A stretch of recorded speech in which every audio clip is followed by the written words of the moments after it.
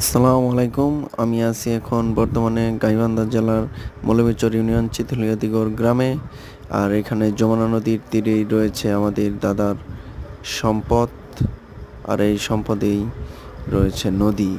এই সম্পদগুলি এখন সম্পূর্ণ নদীর বুকে।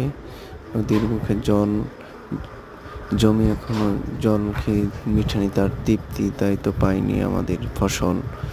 এইভাবেই এখনো বহুদিন যাবৎ রয়ে গেছে নদীর বুকেই আমাদের জমি। এই জল যেদিন ফুরিয়ে যাবে, জমি ভেসে যাবে, তখন আবারও ফসলের দেখা পাবো। তাই পাচ্ছি না দেখা। এখানে প্রায় আমাদের 20 বিঘার চেয়েও আরও অধিক জমি রয়ে গেছে এই যমুনা নদীর বুকে। আর এদিকে আছে আমাদের ফসল, কিছুটা অংশ ভেসে গেছিল, সেই অংশটুকু করা হয়েছে পেঁয়াজ, কাউন এবং অন্যান্য ফসল।